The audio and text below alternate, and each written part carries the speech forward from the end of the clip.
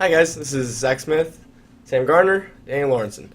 So we were talking, and what if both Han Solo and Rocket Raccoon don't know what their sidekicks are actually saying, and they use that opportunity to play out basically their foil in their character. So like Han Solo is supposed to be this like tough, like no nonsense smuggler, and Rocket's basically the same thing but a bounty hunter.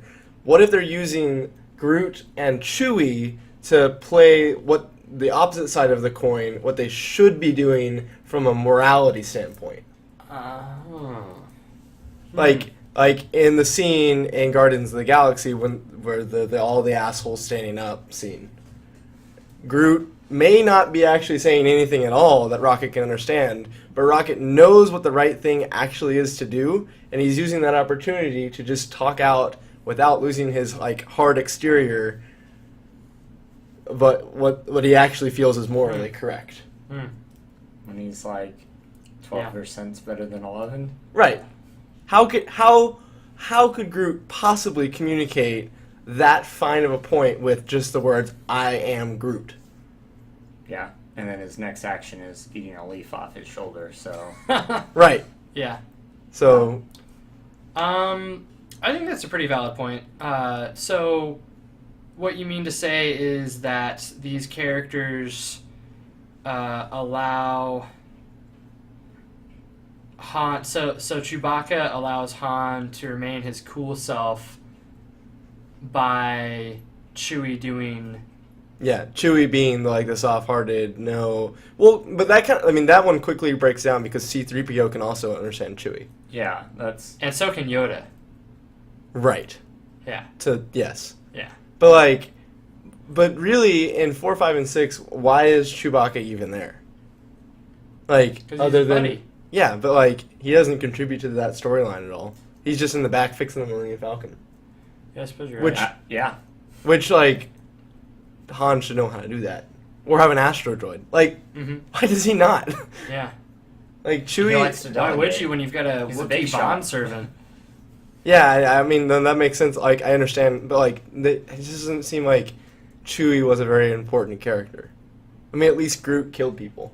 Yeah, He's there to he was be pretty likable. awesome. But think that's Han true. is there to be likable. Han is so likable that he overshadows the main character. Yep. Like, That's I very like Han true. Solo more than I like Luke Skywalker.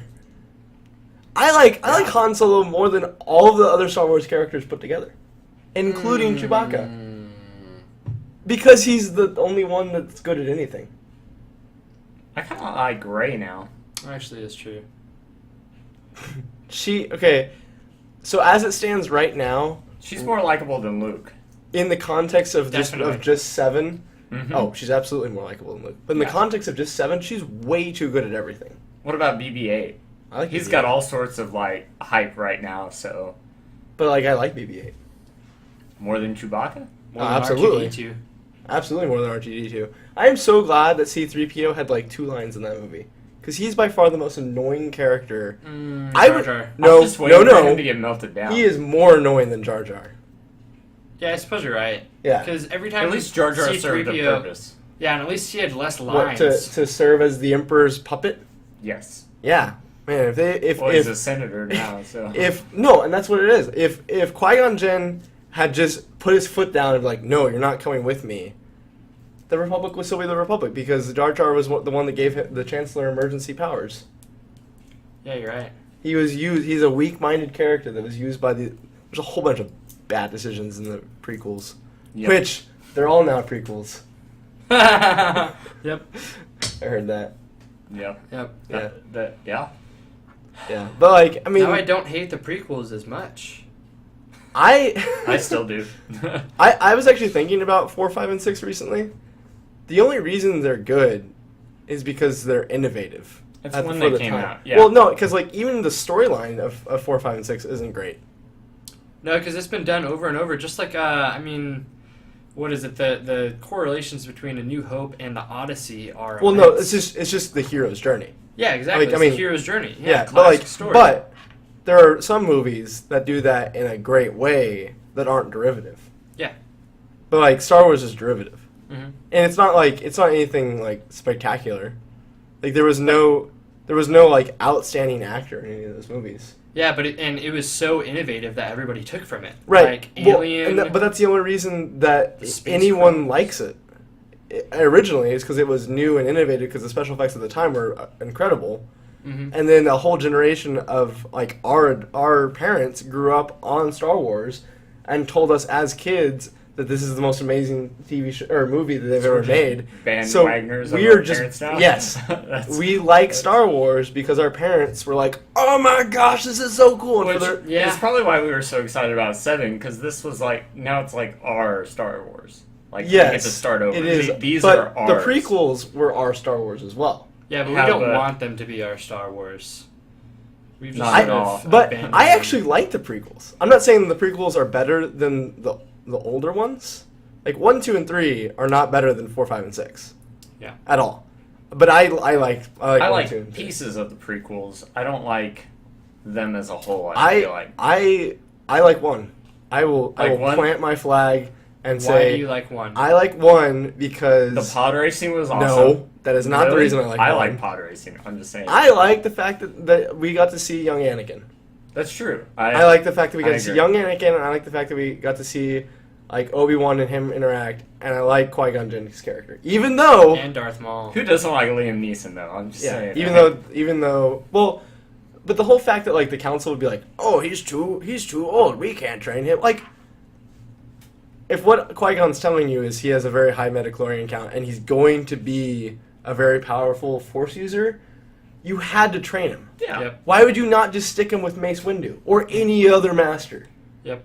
Because if he doesn't get trained by the Jedi, he becomes a Sith. Like that's I feel just like- that's the only way to do it. It would have been fine Or a if rogue. Qui-Gon Or a rogue. would have not died. I mean, I No, think because he would have trained him Qui-Gon, fine. if Qui-Gon had lived through 1, Count Dooku would have come to him and been like, "Hey, Yep. this is Straight happening," up. and Qui-Gon been like, "Yeah, you're right. The Council is a whole bunch of dicks," Yeah. And he would have. and he would have left. Yeah, he would. Because he was already on like shaky ground with the council. Because like Mhm. he never went with their. Because Qui-Gon was more in tune with the living force than the council was, Yeah, he was. and the council was just.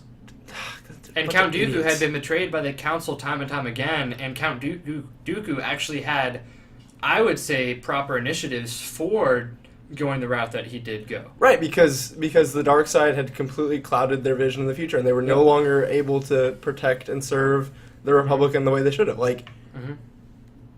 all And- that. Yeah. So I like the prequels. I think I like do. the prequels because I love how immense that story arc became, and I love the story of the prequels. But I mean, less CGI, better acting. So J.J. better- Abrams. Better directing. Exactly. Like Yeah. So Yeah, going so nuts. 7 is is What what the 1, prequels- 2, and 3 should have been. how it should have been done, because Mhm. the story is one of the best stories ever, because there's countless theories, there's countless sub-holes, there's the Clone Wars. Like, Well, so if you had the caliber of actors that we got in 7 and 1, 2, and 3, those would have been better, even with the storyline that we got. Mhm. If we had gotten the caliber of actors that we got in 7 and 1, 2, and 3, they would have been far superior to 4, 5, and 6. yes, they would have been. I completely Yeah, and wholeheartedly I think so. agree. Mhm. Because, Yeah. like, I mean, they're telling.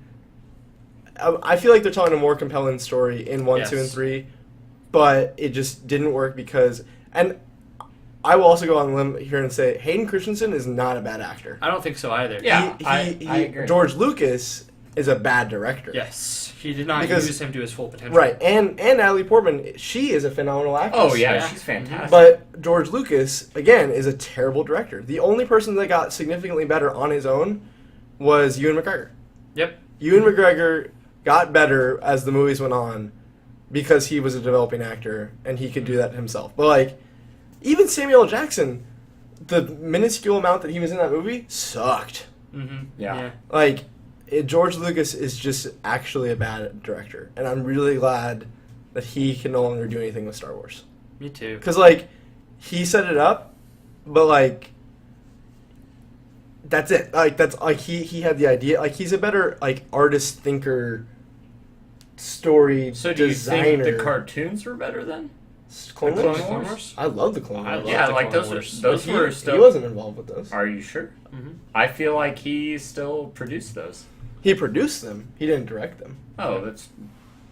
They're still. I'm sure there's he had a direction. lot of input in there. I'm just saying. And I don't He know the produced extent, them. but like, Mhm. but I even like. I think they were really well done. I liked what I've seen of Rebels. I've also really liked. Yeah. So, is there something new?